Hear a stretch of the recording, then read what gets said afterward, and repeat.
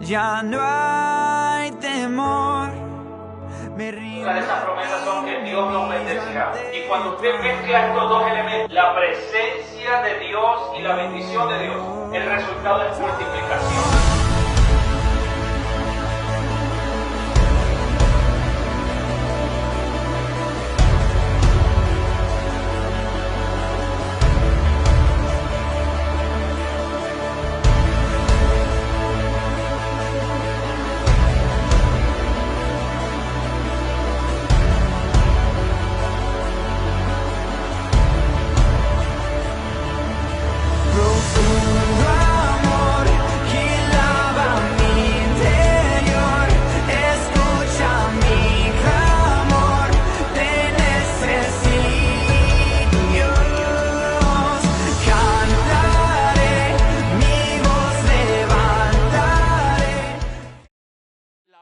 Que te gobierna. ¿Cómo nosotros podemos evitar que esas voces nos gobiernen y que solo nos gobierne la voz de Dios? En Primera de Samuel capítulo 10, si va a Primera de Samuel 10, se narra la historia de Saúl cuando fue elegido rey de Israel. Y aunque por lo general los pastores cuando predicamos hablamos de Saúl, pero siempre resaltamos las malas acciones de Saúl. Resaltamos la desobediencia de Saúl. Pero hay algunas cosas que Saúl hizo que son buenas y que hoy podemos aprender de él. Por ejemplo, cuando el profeta Samuel lo propuso como rey de Israel a Saúl, hubieron muchas personas que lo recibieron de parte de Dios y gritaban: ¡viva el rey! ¡Viva el rey! Pero hubo un grupo de personas que no aceptaban el liderazgo de Saúl y empezaron a hablar mal de él. Y yo quiero que vayamos a Primera de Samuel capítulo 10 y el verso 24 en adelante para ver cuál fue la reacción de Saúl cuando estaban hablando mal de él. Dice Primera de Samuel 10, 24: y Samuel le dijo a todo el pueblo: ante ustedes está el hombre que el Señor ha elegido. Como pueden ver, no hay en todo el pueblo nadie que se le compare. Y el pueblo lo aclamó grandemente y gritaba: ¡viva el rey! Luego Samuel envió al pueblo de regreso, cada uno a su casa, y Saúl también regresó a su casa en Gabá, acompañado de hombres valerosos a quienes Dios tocó el corazón. Pero no faltaron algunos perversos que dijeron: ¿y este es el que nos quiere salvar? Y como lo menospreciaron, tampoco le presentaron regalos. Pero Saúl, ¿qué dice allí? Por favor, lea conmigo esa parte. Pero Saúl no les dio importancia. Es importante que nosotros entendamos hoy qué es lo que hacemos cuando escuchamos que alguien está hablando mal de nosotros. ¿Qué es lo que escuchamos de repente en nuestro ambiente, en nuestro alrededor? Existen 4 voces que vienen y que quieren gobernar tu vida. Una es la voz de Dios, otra es la voz de la conciencia, otra es la voz del enemigo y la otra es la voz de la gente.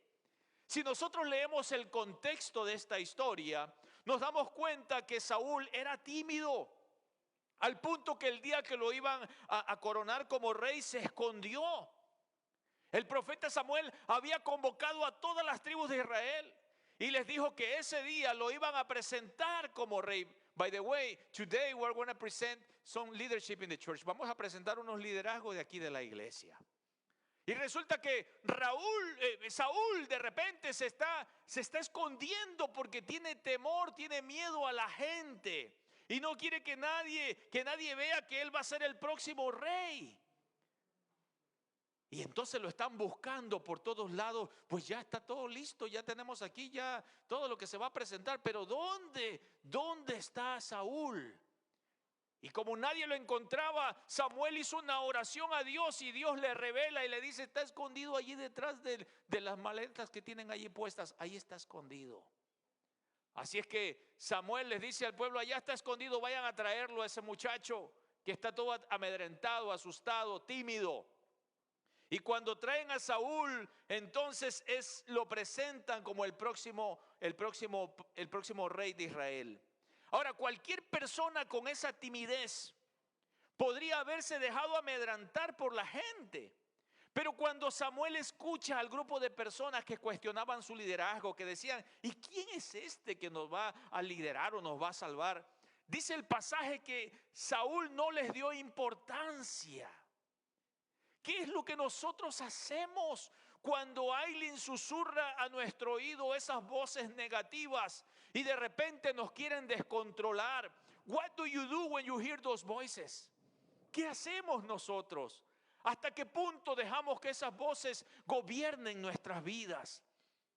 Una de las voces que vamos a ver primeramente es la voz de la demanda de la gente. Vivimos en una sociedad que tiene sistemas de aprobación instalados en diferentes plataformas. Por ejemplo, en las redes sociales se miden esas voces a través de la aprobación por medio de un like. Nosotros de repente queremos que la gente nos apruebe a nosotros a través de que nos ponga un like o porque nos digan que tenemos muchos seguidores. Hay personas que rigen su vida de acuerdo a lo que dicta la gente en las redes sociales. El año pasado salió la noticia del suicidio de Chloe Davidson, una joven que buscaba la aprobación de las redes sociales. Y cuando no la obtenía, se frustraba. Su hermana dijo en una entrevista que Chloe era el tipo de persona que si ponía una foto en Facebook y alguien hacía un mal comentario, quedaba deprimida para todo el día. Y sabes que la OMS dice que un 66% de suicidios tienen que ver con las redes sociales y la mayoría de ellos son jóvenes. Esto quiere decir que nuestros jóvenes están escuchando la demanda de la gente y están tratando de satisfacer a la gente. Y la realidad es que no vamos a poder satisfacer a la gente. Gálatas 1:10, el apóstol Pablo dice, ¿busco ahora el favor de Dios, el de los hombres o el de Dios? ¿O me esfuerzo por agradar a los hombres?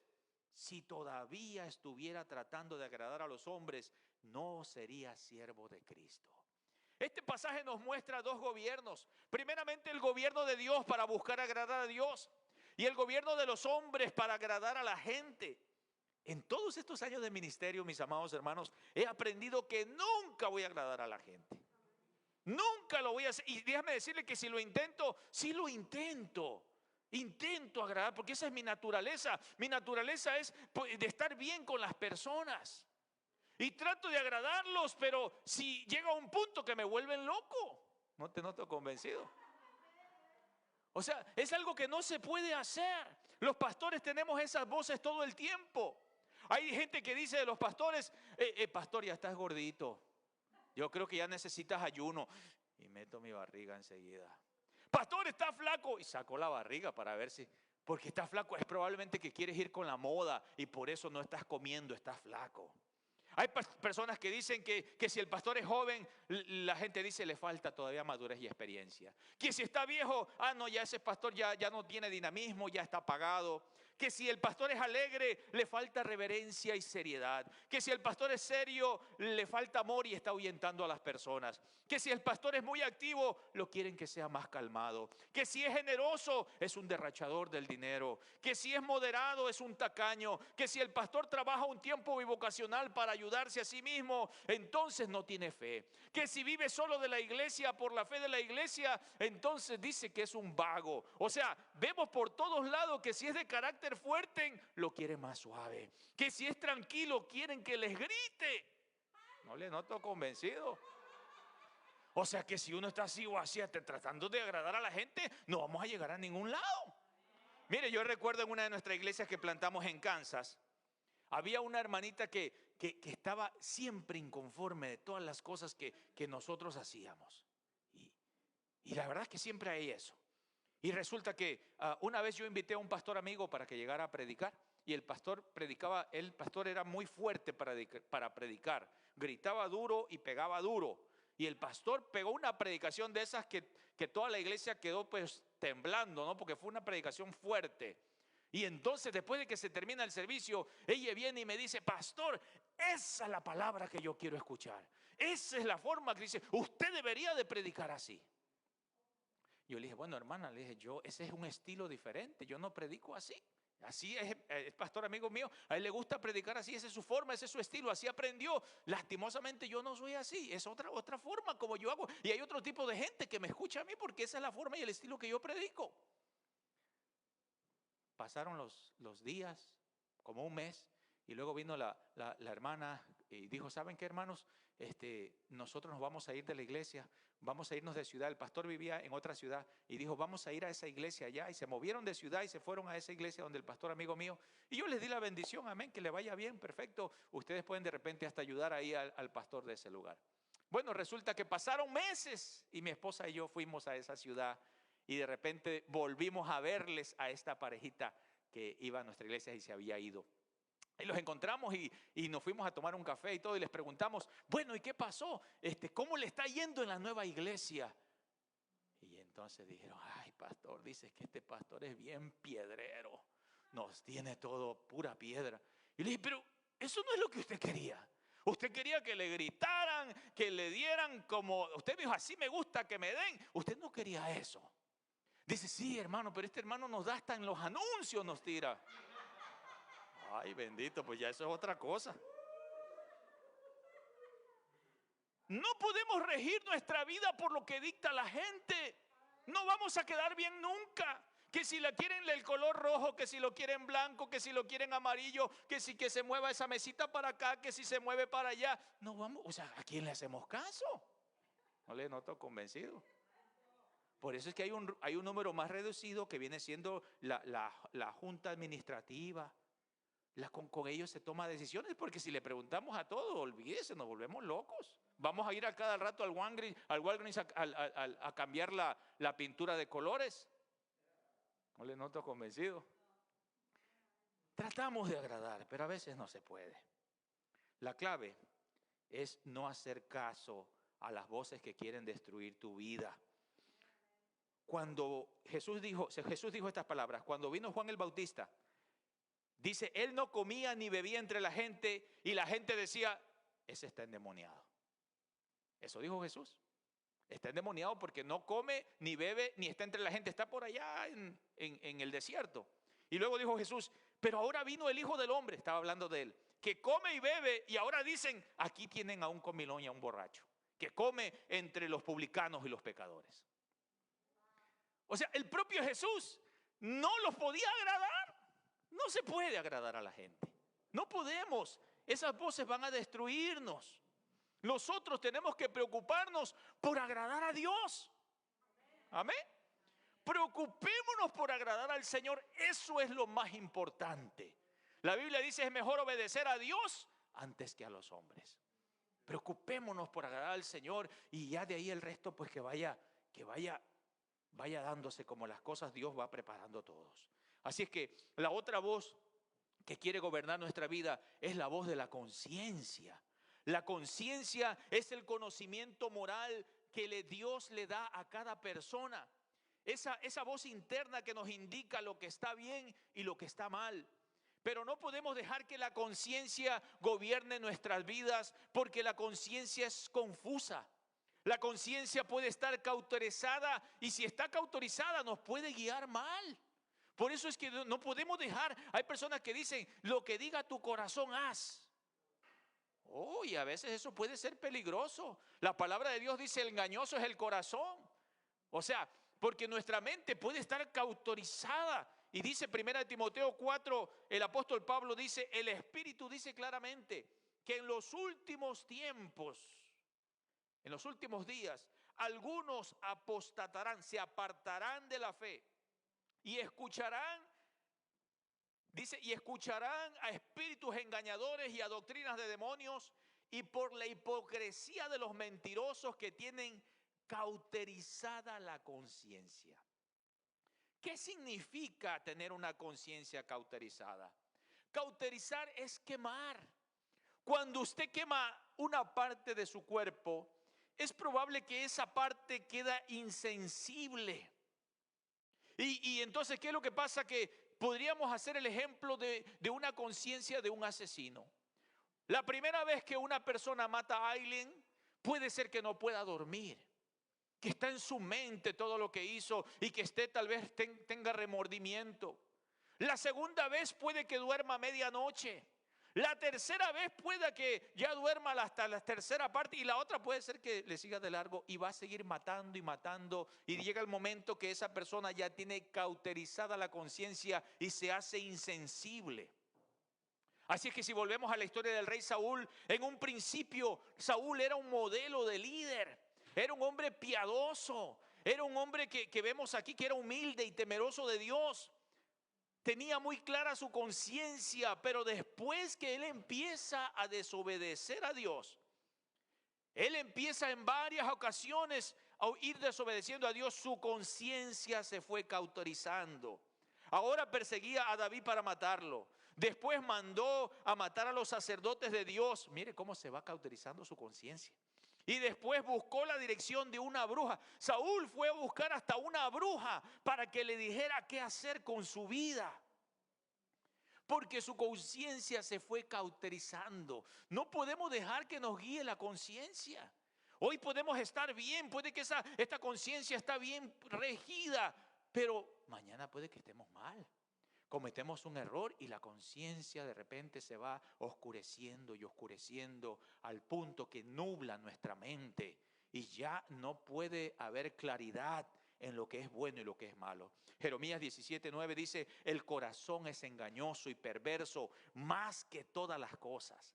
Es por eso que hoy en día la gente que se gobierna por la conciencia, a lo malo le llaman bueno y a lo bueno le llaman malo. Hay una sociedad que su mente está cauterizada y está escuchando todas las voces menos la voz que tiene que escuchar. Y esto nos lleva a la otra voz que quiere gobernar nuestras vidas, es la voz del enemigo. Cuando el rey Saúl estaba en una batalla con los filisteos, la Biblia dice que apareció un gigante que medía 3 metros, el aproximado a 10 pies de estatura. Y cuando ellos lo vieron, se espantaron, se asustaron. Y este paladín exigía que Ailén luchara contra él. Y Saúl permitió que este enemigo hablara por 40 días, estuviera amedrentando al pueblo. Él era el rey, él tenía que tomar decisiones, pero él dejó que la voz del enemigo estuviera por 40 días allí machacando. Y quiero que vayamos a ver a Primera de Samuel 17:10. Primera de Samuel 17:10. Veamos esta parte, dice: Goliat dijo en este día, mira aquí a Goliat, el gigante, yo desafío al ejército israelita, que venga uno de sus guerreros y pelee contra mí. Cuando Saúl y el ejército de Israel oyeron el reto de Filisteo, se quedaron atónitos y se llenaron de miedo. Durante 40 días seguidos, en la mañana y en la tarde, el filisteo o el gigante Goliat estuvo desafiando a los israelitas. Mis amados, la voz del enemigo te acusa, la voz del enemigo te condena, la voz del enemigo te descalifica, la voz del enemigo te oprime y puede llegar a causar miedo. Por 40 días este gigante estuvo insultando y oprimiendo al pueblo de Dios y nadie hizo nada. Todos estaban atemorizados. Imagínese de repente que todos los días, que por 40 días alguien venga y le diga a usted que usted no sirve para nada. Que por 40 días alguien te dice que nadie te quiere. Que por 40 días alguien te dice que eres feo. Feo es el diablo. You have the grace of God. Aún el más feo se ve bonito delante de la presencia de Dios. No te noto convencido. En una de las iglesias que nosotros plantamos, esa fue la primera iglesia, había un muchacho que tocaba la guitarra, un muchacho delgadito, flaquito así, parecía estaba así bien chiquitito y pues el hombre, o sea, no era tan, no tenía carita por decir así, pero le seguían las muchachas. Y yo, ¿qué le decía? Es la gracia, porque no hay nada más. ¿No te noto convencido? No había nada más, era pura gracia. Mire, hermano, cuando usted tiene la gracia de Dios, olvídese, todo lo demás queda bien. Pero por 40 días que el enemigo te está diciendo que estás feo, que no eres, que no vas a hacer nada en este país, que no sirves para nada. Que por 40 días, ¿sabes qué? Que después de 30 días que usted hace algo, perdón, después de 22 días que usted se hace algo, que usted hace algo constantemente, se hace una costumbre. Imagínate por 40 días escuchando aquí a Goliat e insultar al pueblo de Israel y decirles que no servían para nada, que el Dios de ellos no valía para nada. O sea, llegaron a atemorizarse. Es probable que la primera vez ellos dijeron, no, nuestro Dios es poderoso, amén, aleluya. Pero después así como que 40 días escuchando la voz del enemigo. Pero la palabra de Dios nos dice claramente que somos más que vencedores en Cristo Jesús. No podemos escuchar esa voz. Si la escuchas una vez está bien, 2 veces, pero si estás el oído ahí a esa voz del enemigo, puede apagar tu espíritu. Puede llenarte de odio, de resentimiento, de amargura. Puede destruir tu ánimo, puede destruir tu espíritu. El ejército de Saúl estaba asustado y paralizado. ¿Por qué? Porque el miedo paraliza. Mire, cuando yo vine a este país, yo me encontré con muchos gigantes, como todos los que venimos aquí como inmigrantes a este país. Nos encontramos esos gigantes, el gigante del idioma, que de repente tú dices, ¿y cómo voy a hacer? ¿Cómo voy a ir a la tienda? Bueno, bendito para los que estamos en lugares donde hablan español, donde hay mucha gente que habla los 2 idiomas y puedes llegar a una tienda, a un restaurante y te hablan en los 2 idiomas.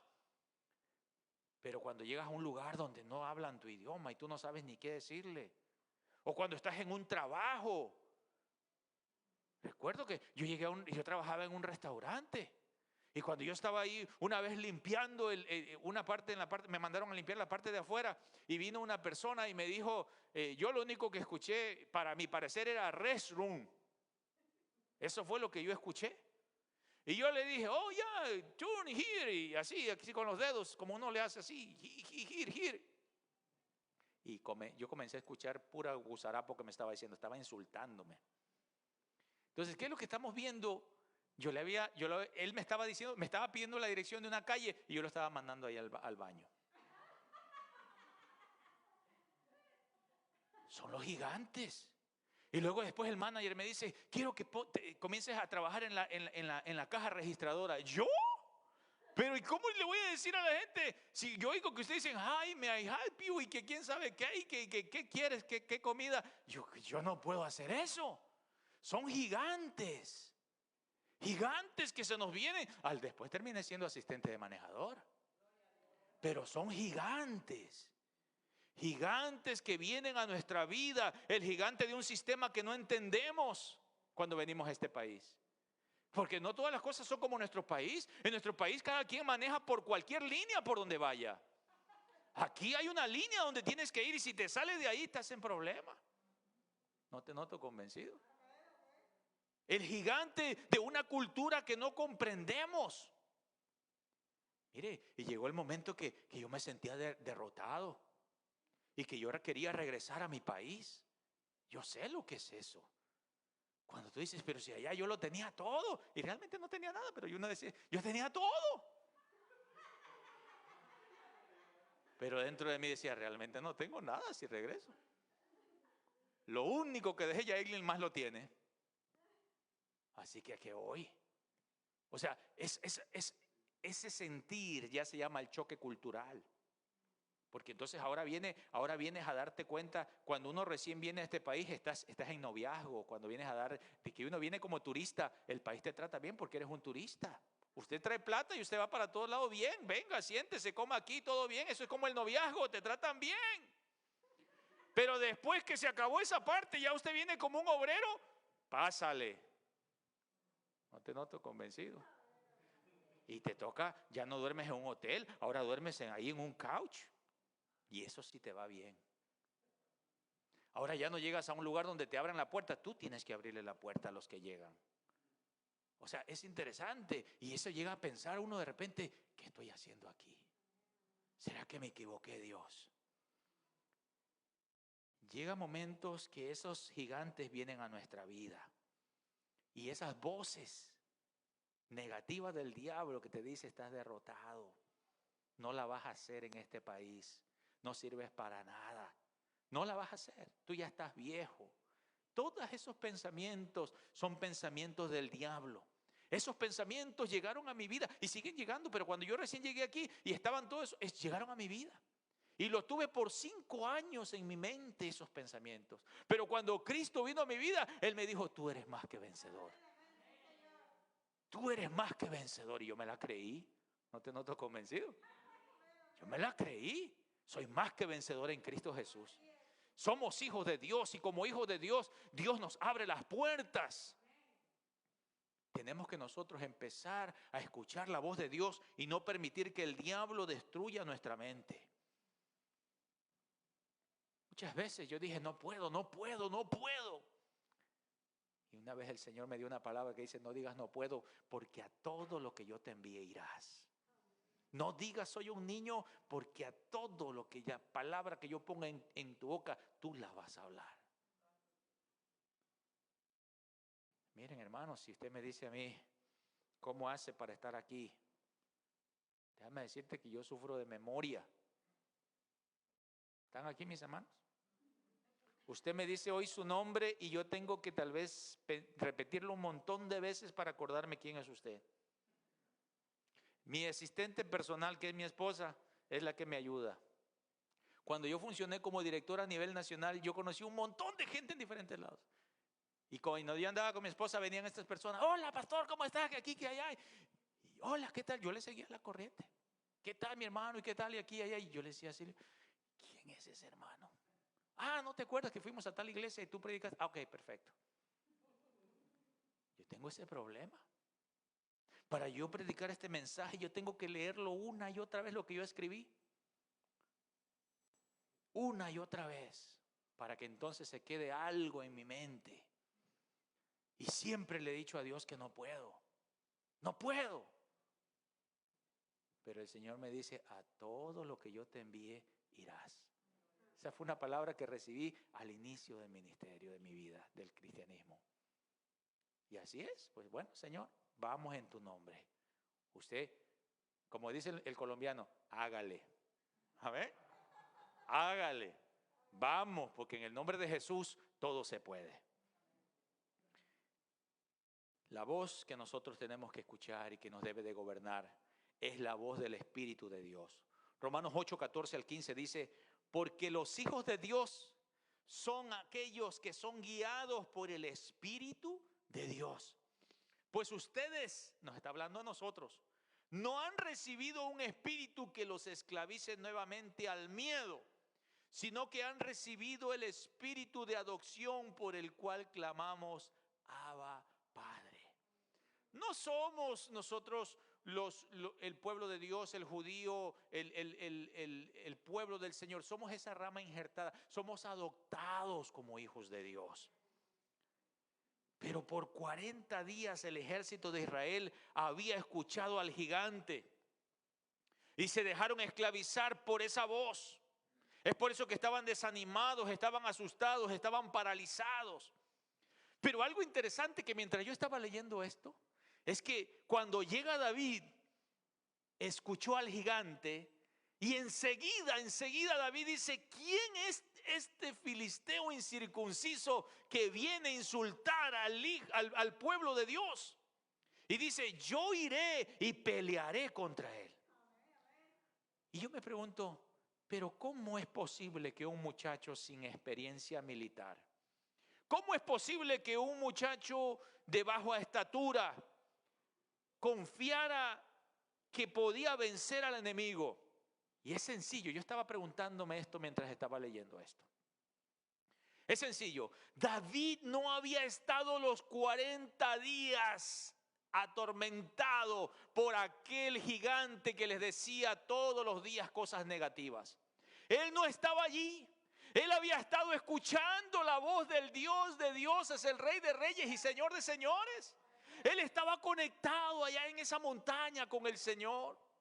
Y cuando Él viene fresquito, Él viene con oídos limpios. No te noto convencido. Así que cuando Él llega y Él escucha por primera vez la voz del enemigo, enseguida le dice, ¿quién es este filisteo incircunciso que viene a provocar al ejército del Señor? O sea que eso me da a entender a mí que en cuanto tú escuches esa voz negativa, no puedes dejar que penetre en tu corazón. Tienes que desecharlo. ¿No te noto convencido? Mire la juventud de hoy. Se ven tan guapos, se ven tan fuertes, se ven que tienen todo por delante, hablan 2, 3 idiomas y de repente se miran al espejo y dicen, soy feo, no sirvo para nada. Y digo, pero Dios mío, este muchacho la hace, tiene para todo, para la bendición está, pero no podemos dejar que el enemigo llene nuestros oídos. Esa voz va a llegar. Un mal comentario va a llegar. Alguien va a hablar mal de nosotros. La voz del enemigo va a llegar.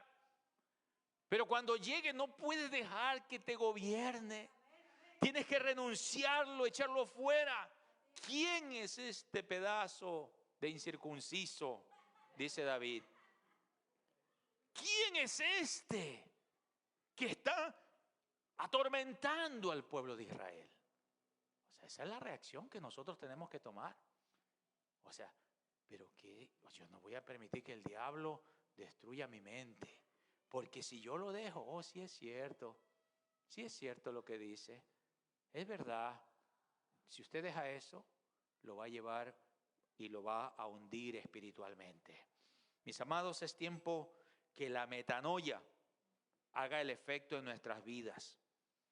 ¿Y sabes cómo va a ser? Cuando la palabra de Dios llega a nuestra mente. Transforma la mente y después que transforma la mente, transforma nuestro corazón y una vez que transforma nuestro corazón, entonces nos lleva a un cambio de dirección. La metanoia va a llegar en el momento que dejamos que la voz de Dios penetre hasta lo más profundo de nuestro ser. Que la palabra de Dios haga el efecto en nosotros para que entonces produzca esa metanoia, ese cambio, esa transformación. Aileen dijo que la mente es como un campo fértil. Todo lo que deje usted que siembra en la mente se va a cosechar. Si usted deja que se llene de falsos pensamientos su mente, eso es lo que vamos a salir hablando después. Si usted deja que se llena de mentira o de pornografía, eso es lo que va a salir de su cabeza. Pero si usted deja que la palabra de Dios entre a su vida, eso es lo que va a estar allí. No podemos permitir que el enemigo tome nuestra mente, porque nosotros necesitamos que haya metanoia en nosotros. Aileen por ahí escribió en el Facebook que si una iglesia tiene gente que asiste en un servicio dominical y no hay cambio, es solamente un show dominical. Me quedé sorprendido. ¿Venimos a ver un show o venimos a que Dios nos transforme? Que Dios haga metanoia en mi mente, en mi corazón. Que hoy reciba yo esta palabra y esta palabra haga algo en mi vida. Que Dios haga algo en mí. Que mi corazón sea transformado. Porque yo no puedo cambiar por mí mismo, pero Dios sí. Yo solamente estoy allí, Señor, llena. Que eso llegue a mi vida. Que la palabra de Dios llegue a mi vida. Y entonces Dios hace la obra. Póngase de pie, por favor.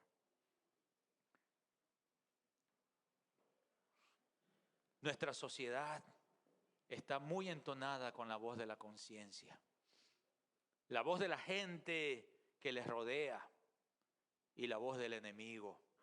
Pareciera ser que nuestra sociedad como que ha venido bajando la voz del Espíritu de Dios. Las voces del enemigo, de la conciencia, están en alto, pero la voz de Dios se ha venido bajando a un volumen que casi no se puede escuchar. Y esto es bíblico, porque la Biblia dice que en los últimos días la gente tendrá comezón de oír, pero no de oír la palabra de Dios, sino de escuchar conforme a nuestros propios malos deseos. Estamos viviendo ya ese tiempo donde ya no queremos escuchar la voz de Dios. Y por eso es que usted escucha esos comentarios que dicen, haz lo que diga tu corazón. Y es por eso que usted escucha esas noticias de esas personas que fueron y llegaron a un lugar y mataron a un montón de gente. porque dejaron que su mente se llenara de esos pensamientos del enemigo, odio, rencor, amargura. Y llegó al punto que ya no pudo más y llegó a un lugar y masacró a todos los que pudo.